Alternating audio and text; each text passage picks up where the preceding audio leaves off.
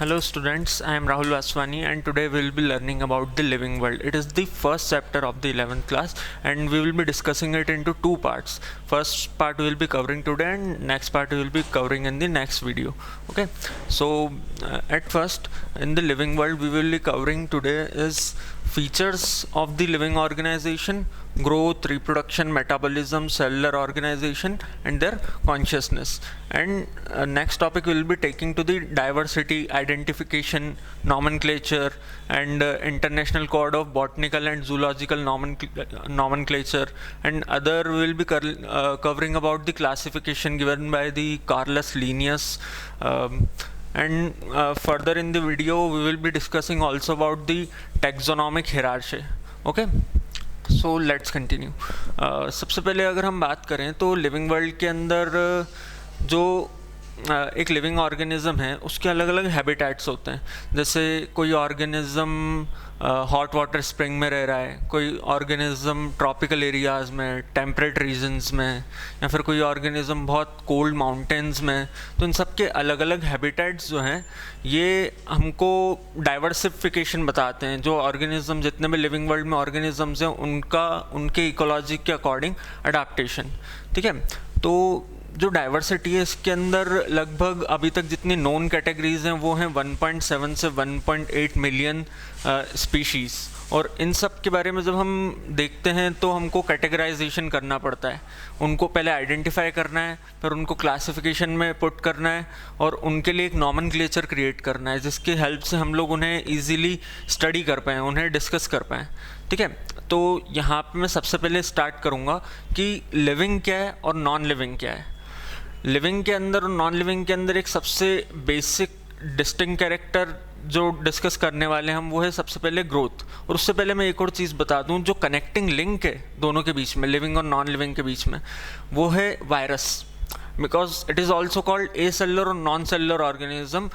क्योंकि जो वायरसेस होते हैं वो अगर बॉडी के बाहर हैं, किसी ऑर्गेनिज्म के बाहर हैं, तो उसे हम नॉन लिविंग काउंट करते हैं. लेकिन अगर वो किसी ऑर्गेनिज्म के अंदर है तो उसे हम लिविंग काउंट करते हैं. ठीक है, तो वो एक डिस्टिंक्ट कैरेक्टर बनाता है जो हैंग कर रहा है between the living and non living organisms.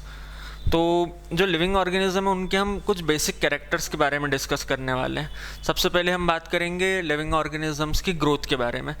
तो जो ग्रोथ होती है उससे हम बोलते हैं सेलुलर डिवीजन हो रहा है. मतलब कोई एक सेल है वो डिवाइड करके बहुत सारे सेल्स क्रिएट कर रहा है. तो ग्रोथ के अंदर क्या होने वाला है? Cell division. ठीक है, अब जो मल्टी सेलुलर ऑर्गेनिज्म है उनके अंदर बहुत सारे सेल्स हैं. ठीक है, अगर एक सेल डिवाइड करता है दो में, दो चार में डिवाइड करते, तो ऐसे डिवाइड करते करते उसकी बॉडी की ओवरऑल ग्रोथ होने वाली है. ठीक है, लेकिन अगर हम यूनिसेलुलर की बात करें, यूनिसेलुलर ऑर्गेनिज्म के अंदर अगर डिवीजन होता है तो वो एक नया ही ऑर्गेनिज्म क्रिएट कर देता है. जैसे ये एक यूनिसेलुलर ऑर्गेनिज्म है. ठीक है, अगर इसके अंदर डिवीजन होता है तो ये दो नए ऑर्गेनिज्म क्रिएट कर देता है. तो इसके अंदर हम ग्रोथ को और रिप्रोडक्शन को डिस्टिंक्ट अलग अलग डिफरेंशिएट नहीं कर सकते हैं. इसके अंदर जो सेल डिवीजन हो रहा है वही उसका रिप्रोडक्शन का भी मेथड है, वही उसकी ग्रोथ का भी मेथड है यूनिसेलुलर ऑर्गेनिज्म के अंदर. ठीक है, लेकिन अगर मैं यहीं पे मल्टी सेलुलर ऑर्गेनिज्म की बात करूं तो मल्टी सेलुलर ऑर्गेनिज्म के अंदर जो सेल है वो बहुत सारे हैं. वो जो ऑर्गेनिज्म है उसके पास बहुत सारे सेल्स हैं. अगर ये सेल डिवीजन करता है तो इसके सेल्स थोड़े बढ़ जाएंगे नंबर में, लेकिन ऑर्गेनिज्म सिंगल ही रहेगा. ऑर्गेनिज्म के नंबर नहीं बढ़ने वाले हैं, इधर सिर्फ सेल के नंबर इंक्रीज हो रहे हैं. ठीक है, तो ये मल्टी सेलुलर ऑर्गेनिज्म है. और ये क्या है? Unicellular organism. इसके अंदर ग्रोथ और रिप्रोडक्शन दोनों एक ही चीज़ है. मल्टी सेलुलर ऑर्गेनिज्म के अंदर जो डिवीजन है उसकी प्रोसेस क्या है? माइटोसिस. यहाँ पे भी डिवीजन की प्रोसेस क्या है? माइटोसिस, यूनिसेलुलर ऑर्गेनिज्म के अंदर. लेकिन जब मल्टी सेलुलर ऑर्गेनिज्म को रिप्रोडक्शन करना होगा तो रिप्रोडक्शन करने के लिए जब ये दो अलग अलग ऑर्गेनिज्म बनेंगे, एक से दो ऑर्गेनिज्म जब इसके बनेंगे, तो हम इस प्रोसेस को बोलते हैं मियोसिस. ठीक है। और ये मियोसिस की जो प्रोसेस है ये हमको यूनिसेलुलर ऑर्गेनिज्म में देखने को नहीं मिलने वाली है। ये स्पेसिफिकली मियोसिस किस में देखने वाली है? मल्टीसेलुलर ऑर्गेनिज्म के अंदर, which helps in the reproduction. और यहाँ पे माइटोसिस क्या करती है? सिर्फ ग्रोथ में हेल्प कर रही है। तो लिविंग ऑर्गेनिज्म का एक कैरेक्टर हम ये मान सकते हैं ग्रोथ है, लेकिन एक डिस्टिंक्ट कैरेक्टर क्यों नहीं मान सकते हैं इसको? क्योंकि ग्रोथ अगर हम देखें तो अगर आपने कुछ सैंड माउल्स देखे हों या फिर पहाड़ों पे जो रेत होती है, सैंड होती है, वो इकट्ठा होती जाएगी तो वो ओवरऑल उनकी साइज़ इंक्रीज़ होती जाएगी। मतलब पहले अगर उसका लेवल इतना था और उसके ऊपर और ज़्यादा सैंड आती गई, तूफ़ान, आंधी या जो भी आती गई, जिसकी वजह से वो सैंड बढ़ती गई, तो अगर हम उसको एक्सटर्नली देखेंगे तो उसकी ग्रोथ तो हो ही रही है, वो इंक्रीज़ हो रहा है साइज़ में, तो हम उसे भी ग्रोथ बोल सकते हैं। लेकिन वो लिविंग है क्या? नहीं, वो लिविंग नहीं है, वो नॉन लिविंग है। तो हम कैसे डिफ्रेंशिएट करें कि कौन सी ग्रोथ लिविंग है, कौन सी ग्रोथ नॉन लिविंग है? तो उसके लिए हम एक टर्म बोलते हैं internal growth.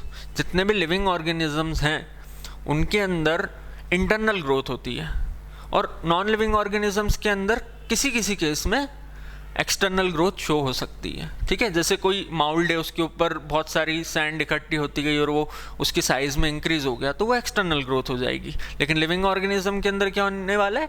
Growth is from inside, internal growth is seen in the living organisms. ठीक है, लेकिन फिर भी बहुत सारे साइंटिस्ट ने बोला कि नहीं, ग्रोथ को हम एज अ डिस्टिंक्ट क्राइटेरिया नहीं कंसिडर कर सकते हैं। ठीक है, डिफाइनिंग फीचर्स नहीं बोल सकते हैं। तो हम लोग शिफ्ट हुए रिप्रोडक्शन पे कि क्या हम रिप्रोडक्शन को एज अ क्राइटेरिया मान सकते हैं लिविंग ऑर्गेनिजम्स का, कि सारे ऑर्गेनिजम्स के अंदर रिप्रोडक्शन, जिस भी ऑर्गेनिज्म के अंदर रिप्रोडक्शन होता है वो लिविंग है, ये हम कंसिडर कर सकते हैं क्या?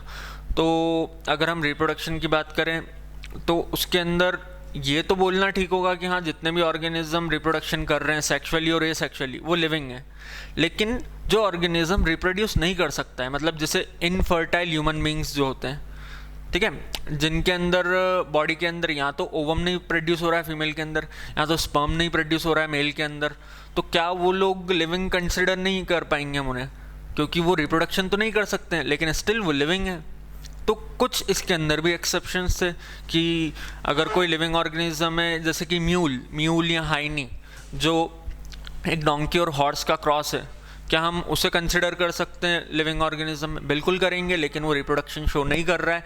अब जैसे अगर हम बीस के केस में बात करें तो उसमें एक होती है क्वीन बी, एक होता है ड्रोन, ये दोनों सेक्सुअली रिप्रोड्यूस कर सकते हैं। लेकिन जो थर्ड क्लासिफिकेशन होता है उसका, वो होता है worker bee. Worker bee reproduction नहीं कर सकती, लेकिन स्टिल वो लिविंग ऑर्गेनिज्म है। तो कुछ ऐसे लिविंग ऑर्गेनिजम्स हैं जो रिप्रोड्यूस नहीं कर सकते हैं, लेकिन स्टिल वो लिविंग है। इसलिए हमने वापस से रिप्रोडक्शन को भी एक डिफाइनाइट क्राइटेरिया नहीं माना कि वो लिविंग ऑर्गेनिज्म है या नहीं है। अब मैं थोड़ा सा आपको सेक्सुअल और एसेक्सुअल रिप्रोडक्शन के बारे में ब्रीफली बता देता हूँ।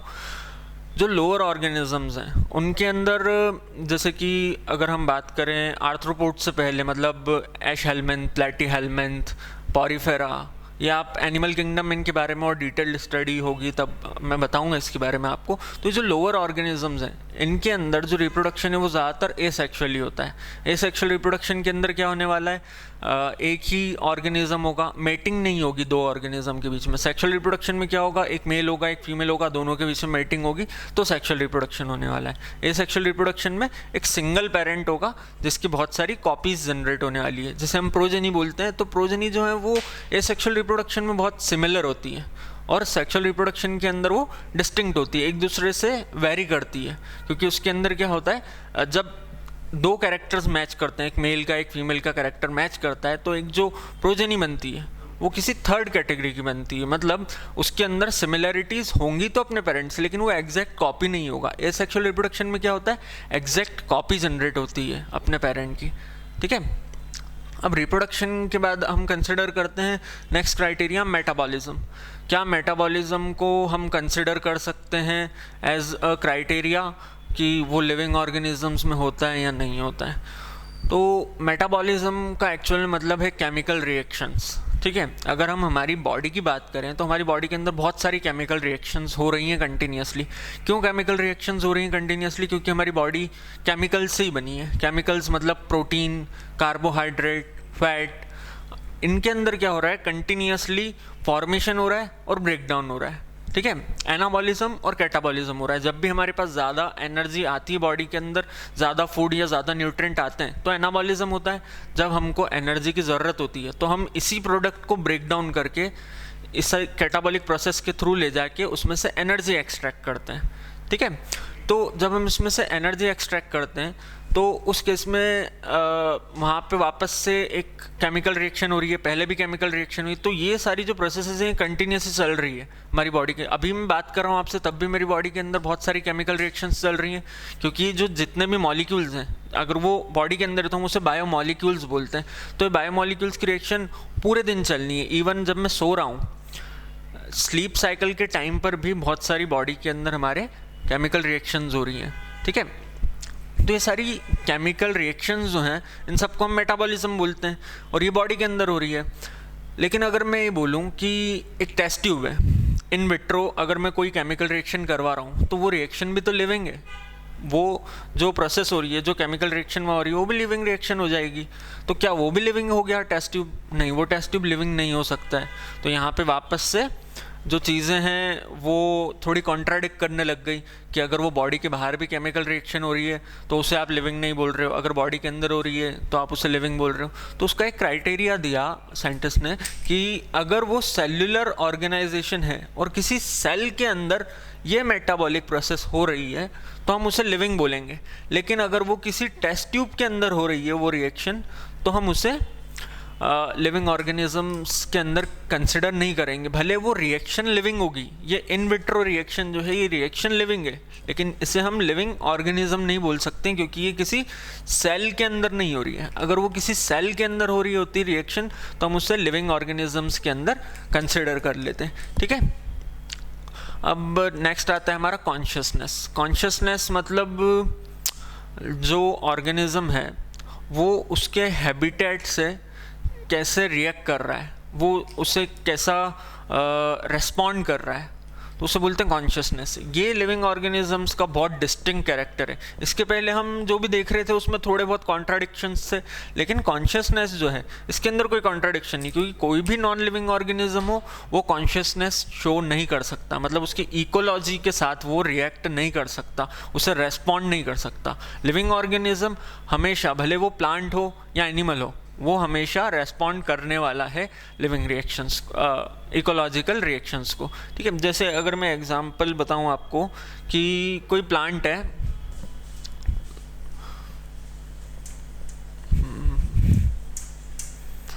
कोई प्लांट है, वो अपने एनवायरनमेंट को कैसे रिएक्शन शो करता है।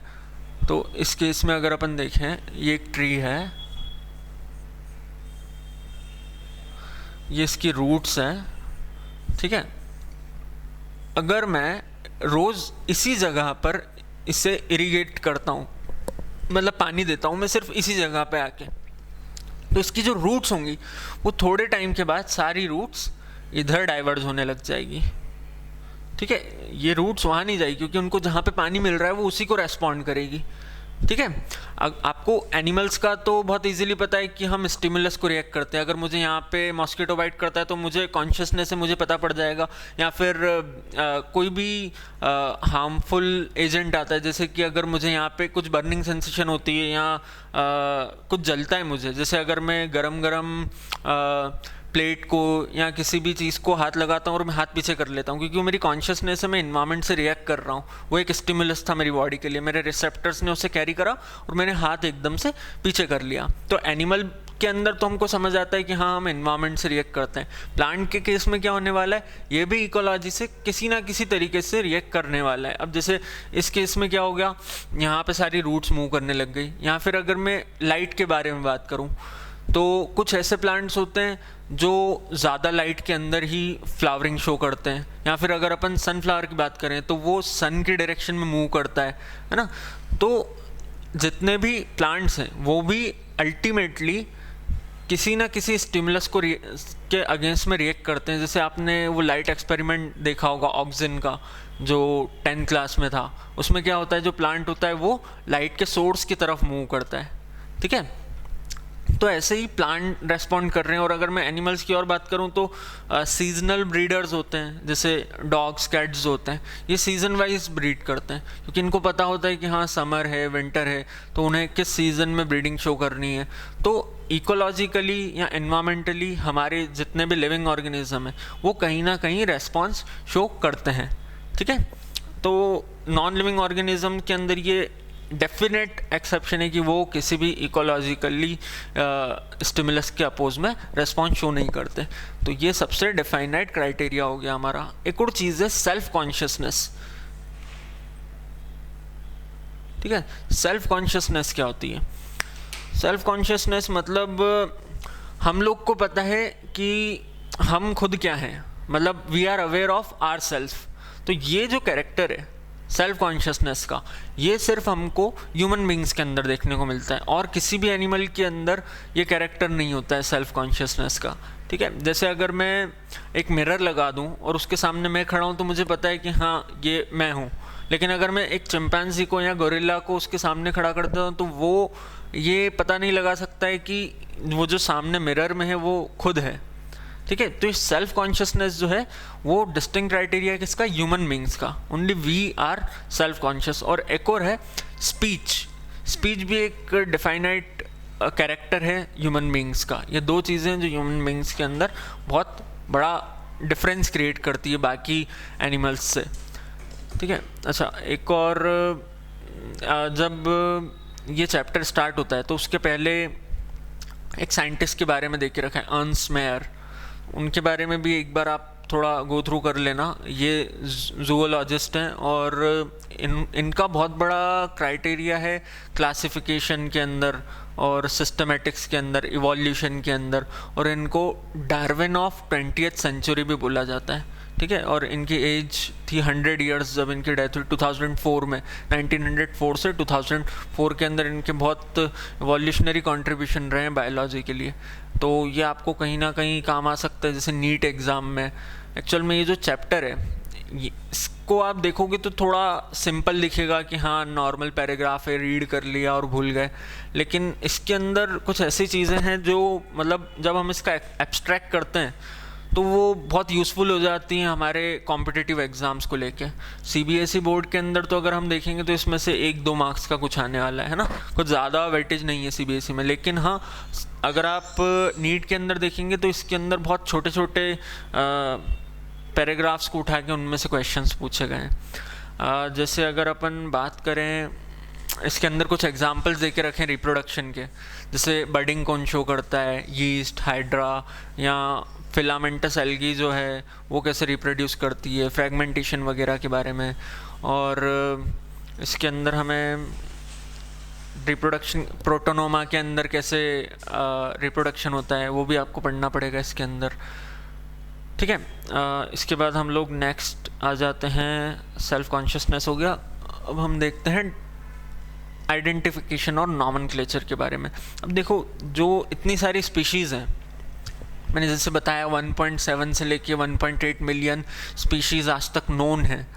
अगर ये सारी स्पीशीज़ को हम ऐसे कॉन्स्टेंटली अरेंज करने लगे या देखने लगे तो बहुत डिफ़िकल्ट हो जाएगा। हम चाहते हैं कि हम इन सारी चीज़ों को कहीं इजीली क्लासीफाई कर दें।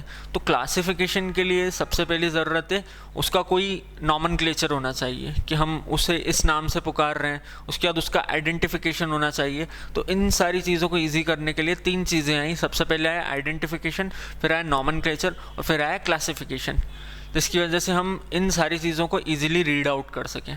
ठीक है, तो सबसे पहले अपन लोग बात करते हैं नॉमेनक्लेचर के बारे में। नॉमेनक्लेचर की ज़रूरत क्या थी? जैसे अगर कोई ऑर्गेनिज्म के बारे में मुझे डिस्कस करना है, मेरे कलीग से मुझे डिस्कस करना है किसी ऑर्गेनिज्म के बारे में, तो पहले क्या होता था, हर जगह किसी ऑर्गेनिज्म को किसी अलग नाम से जाना जाता था।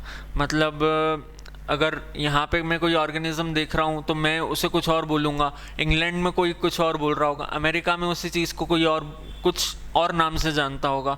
इवन हम अगर सिर्फ कंट्री के अंदर ही देखें हमारी, तो अगर मैं नॉर्थ में चल जाऊँ, शिमला में उसी ऑर्गेनिज्म को कोई किसी और नाम से जानता होगा, साउथ में किसी और नाम से जानता होगा।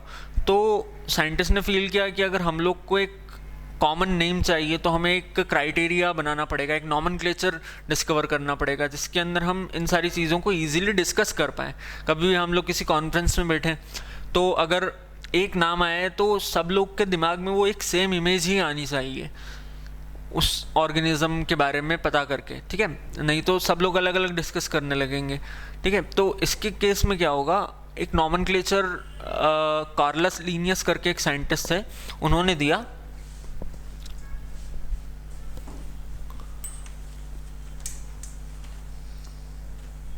उसका नाम था बायनॉमियल नॉमेनक्लेचर, ठीक है, बायनॉमियल नॉमेनक्लेचर। बायनॉमियल नॉमेनक्लेचर दिया किसने,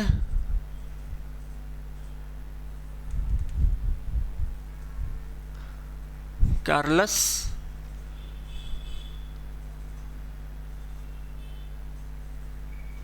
लीनियस, ठीक है। कार्लस लीनियस ने क्या करा, इन्होंने कुछ रूल्स दिए, यूनिवर्सल रूल्स। इन यूनिवर्सल रूल्स की हेल्प से आप दुनिया में जितने भी ऑर्गेनिजम्स हैं उनको एक पर्टिकुलर कैटेगरी के अंदर डिवाइड कर सकते हो, एक पर्टिकुलर नाम दे सकते हो, ठीक है। तो बायनॉमियल नोमेनक्लेचर के अंदर इन्होंने कुछ रूल दिए, वो देख लेते हैं अपन पहले।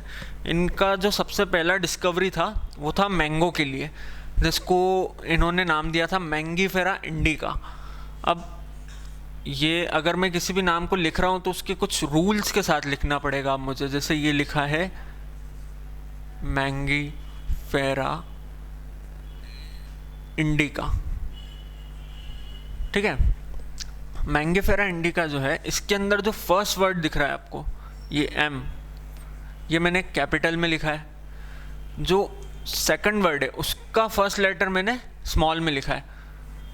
फर्स्ट वर्ड का फर्स्ट लेटर मैंने कैपिटल में लिखा है, सेकंड वर्ड का फर्स्ट लेटर स्मॉल में लिखा है, ठीक है। ये फर्स्ट रूल है। सेकंड रूल है कि जब भी आप इसे प्रिंट करोगे तो आपको इसे इटैलिक में लिखना है, मतलब ऐसे टेढ़ा करके लिखते हैं ना इटैलिक में, मैंगीफेरा इंडिका। तो उन्होंने बोला कि जब भी आप इसे कहीं पे भी टाइप करोगे या प्रिंट करोगे तो इसे आपको इटैलिक में लिखना होगा। इटैलिक में क्यों लिखना है, क्योंकि italic shows it's Latin origin.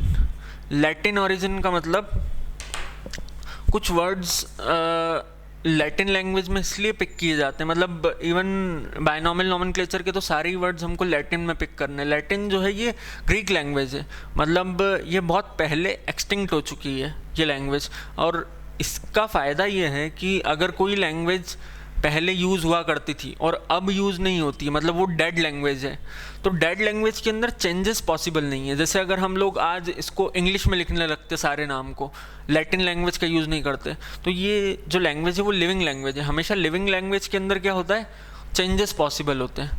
अगर हम किसी चीज़ को लैटिन में लिखेंगे तो इट इज़ डेड लैंग्वेज, मतलब वो कहीं बोली नहीं जाती। अगर वो कहीं बोली नहीं जाती तो उसके अंदर चेंजेस पॉसिबल नहीं है। मतलब अगर ये नाम मैंने एक बार दे दिया मैंगीफेरा इंडिका, तो अब इसे कोई और आगे जाके फ्यूचर में चेंज नहीं करने वाला है, ठीक है। इसलिए उन्होंने लैटिन लैंग्वेज में लिखने का डिसाइड करा सारे नाम को।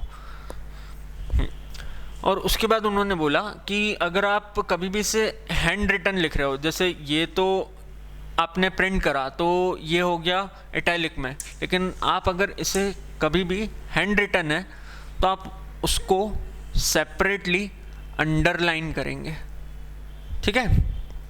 सेपरेटली अंडरलाइन करना ज़रूरी है अगर आप हैंड रिटन में उसे लिख रहे हो तो। फिर एक और चीज़ क्या थी कि जो फर्स्ट वर्ड होगा वो हमेशा जीनस होगा। जैसे मैंगीफेरा जो है वो जीनस है और इंडिका जो है वो स्पीशी है,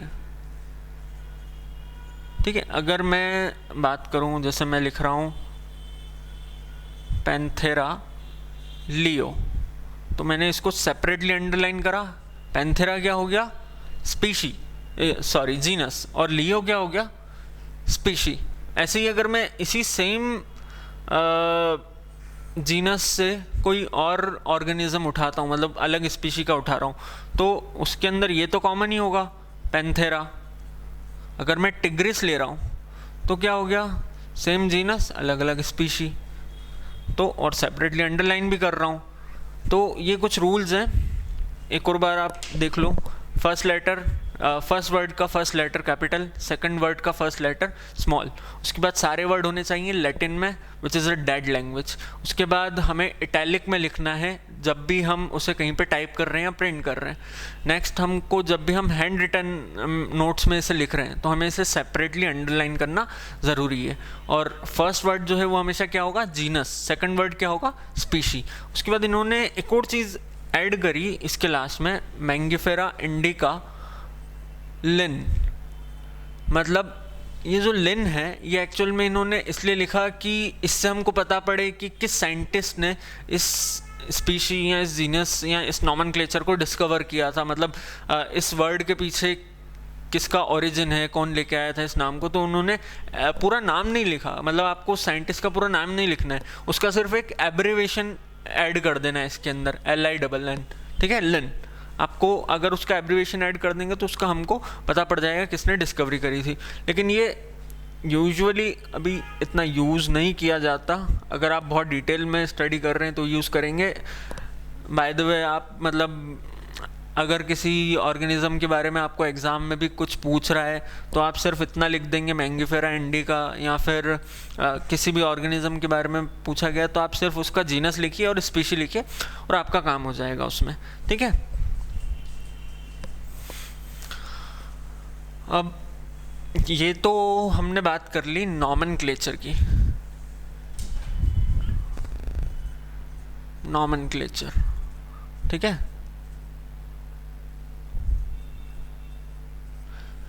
बाइनोमियल नॉमेनक्लेचर कार्लस लिनियस ने दिया, लेकिन इसका फ़ायदा क्या था, मतलब इसका सिर्फ नाम से फ़ायदा नहीं था। देखो अगर अपन को किसी ऑर्गेनिज्म की स्पीशी पता पड़ गई, किसी ऑर्गेनिज्म का जीनस पता पड़ गया, तो हमको उसके आगे की पूरी टैक्सोनॉमी पता पड़ जाएगी। जैसे अगर मैंने पैंथेरा टिग्रिस बोला तो मुझे ये पता है टाइगर है, पैंथेरा है, ये किस क्लास में आएगा, किस ऑर्डर में आएगा, किस फैमिली में आएगा, ठीक है, किंगडम एनिमेलिया में आएगा। तो आगे की जो टैक्सोनॉमी है वो पूरी क्लियर हो जाती है किसी भी नॉमेनक्लेचर के थ्रू। लेकिन जब आप किसी को नॉमेनक्लेचर में प्लेस कर रहे हो तो सबसे पहले है यूज़फुल कि आप उसको आइडेंटिफाई कैसे करते हो। तो नॉमेनक्लेचर से पहले हम लोग को क्या चीज़ यूज़ करनी है,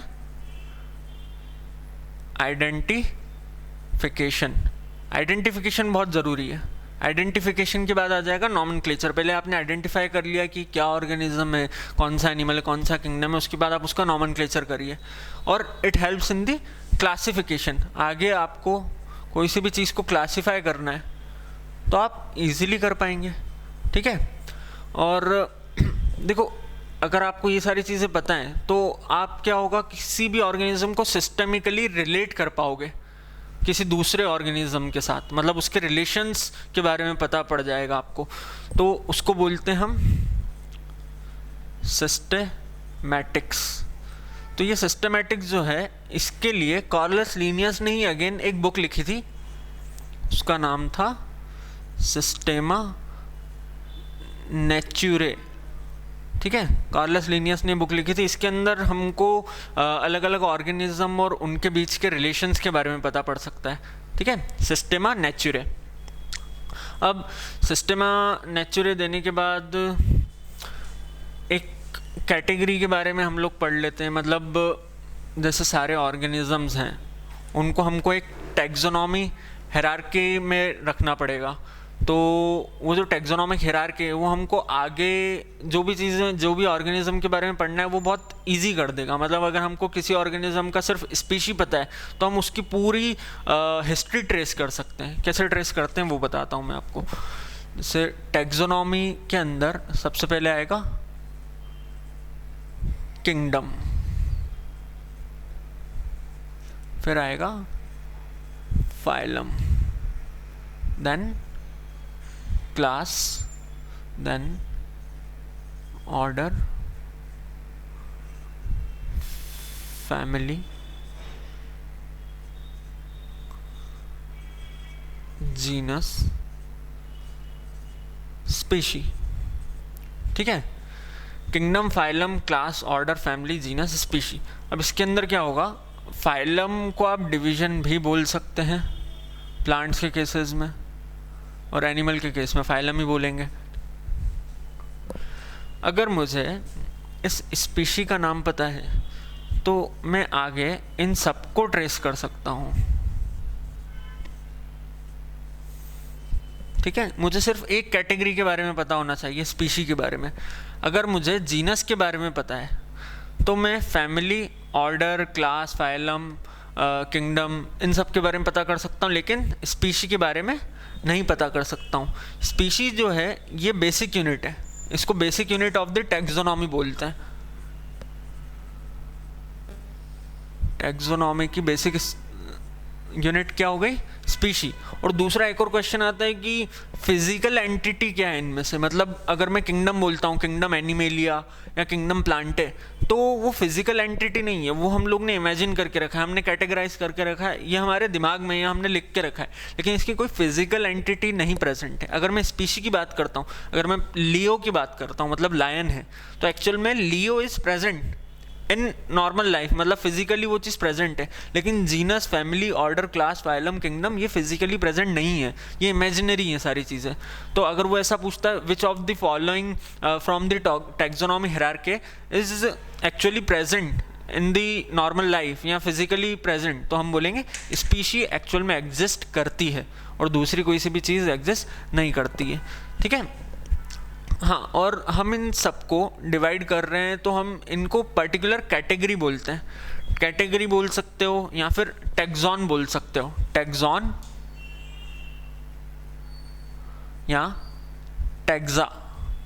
ठीक है, टैक्सॉन या टैक्सा ये सब एक पर्टिकुलर कैटेगरी को बिलोंग करेंगे। अगर मैं बात करता हूँ पैंथेरा लियो की अगेन, तो पैंथेरा लियो जो है वो इन सब में से हर एक कैटेगरी में कहीं ना कहीं बिलोंग करता है, मतलब किंगडम के अंदर एनिमेलिया में है या आगे जहाँ पे भी वो बिलोंग करता है, तो उसके पास हर कैटेगरी के लिए, हर टैक्सॉन के लिए कुछ एक नाम होगा, मतलब वो उस कैटेगरी को बिलोंग करता होगा।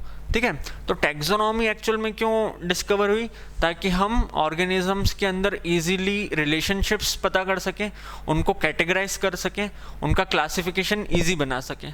ठीक है, नेक्स्ट क्लास में हम लोग इसी को आपस से कंटिन्यू करेंगे और इसको याद करने का एक मैं इजी तरीका बताऊंगा। उसके बाद हम एक पर्टिकुलर मतलब किंगडम के बारे में थोड़ा डिस्कस करेंगे, फाइलम के बारे में डिस्कस करेंगे, क्लास, ऑर्डर, सब के बारे में, हर कैटेगरी के बारे में हम थोड़ी बात करेंगे। ठीक है, और उसके बाद हम लोग म्यूज़ियम के बारे में और जूलॉजिकल पार्क्स के बारे में, बॉटनिकल गार्डन्स के बारे में, इन सब के बारे में भी थोड़ी थोड़ी चीज़ें डिस्कस करेंगे पार्ट 2 के अंदर। ठीक है, थैंक यू फॉर वॉचिंग।